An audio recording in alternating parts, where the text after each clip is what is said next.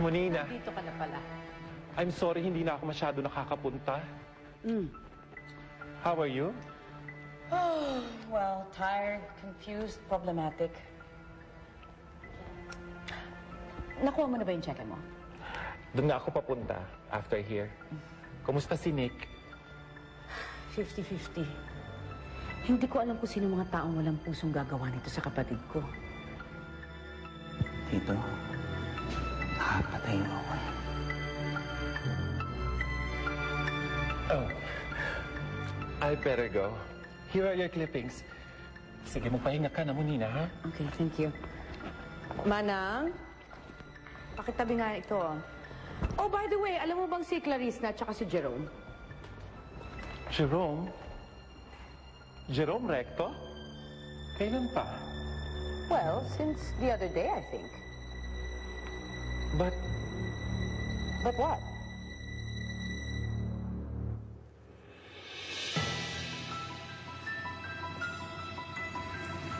May daan doon sa kabila. Sige, magtanong ka na lang para hindi ka mawala. Eh, di ba ihatid kita? Ting Monina. Alam ko for a fact na nakikita sila ni Daryl at ni Clarice. Now, I cannot fault you for being the uncle of that man. After all, we cannot choose our relatives. But I will certainly raise hell kapag nalaman kong may kinalaman ka sa pagbubuntot ng lalaki yun sa anak ko. Si Jerome.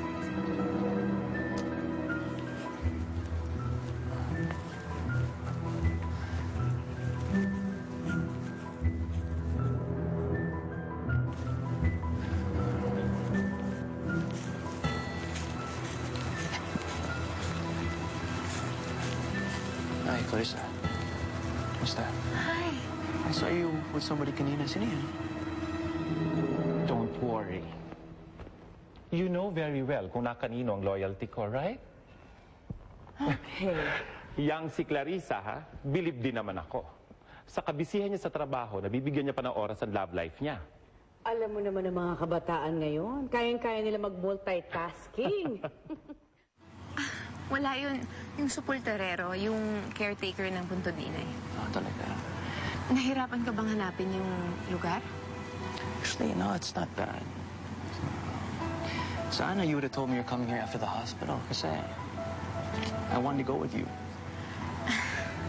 Sorry, I wanted some time alone with my mom. Kasi hindi ako pinayagan ni ate na bumisita sa burol niya. Actually, Clarissa, you're a very good girl. Hindi ko kilala ang family mo. But I hope your sister will know this. I know your sister will know this. Ikaw nga yung mabait eh. Alam mo lahat nangyari sa buhay ko. Pero tinanggap mo pa rin ako. Clarissa, I'm not interested in the past. All I'm looking forward to is the future. I wish nga, ikasal na sila agad para naman mabigyan na ako ng apo. Isang bagay na hindi nagawa ni Clarice. But dear, the baby isn't still going to be Agardamonte by blood.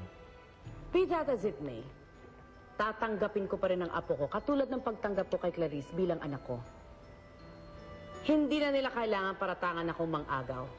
Lalaki ang apo ko sa bahay ng mga Gardamonte. I heard what happened sa burol ng nanay ni Clarissa. It's so sad.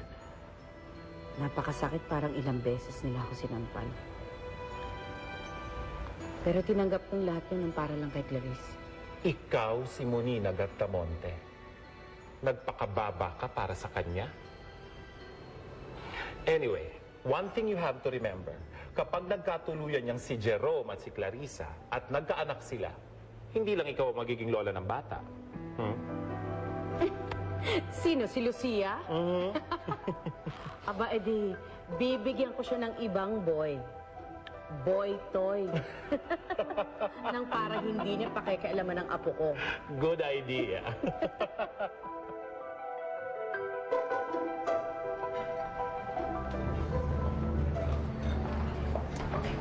Ay, Thank you, MC. You're welcome. I had your salad prepared, the Waldorf with apple sliced in small cuts, just the way you like it. And here's your menu. Thank you. There, in case you want to order something else.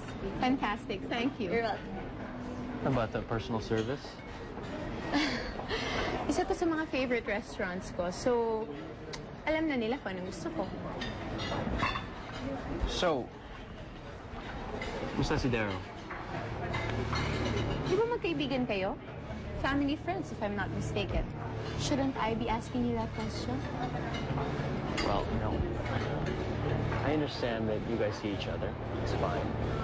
Sabi ko nga, hindi ako nagmamadali. I don't like secrets.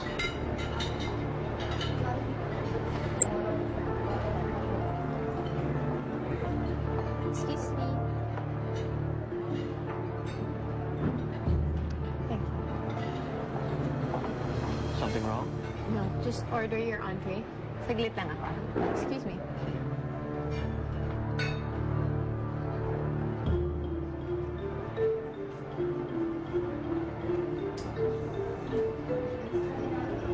Yes, excuse me.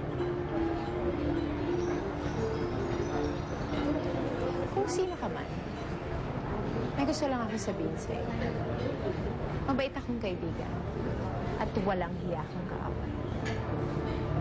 You better text me your number.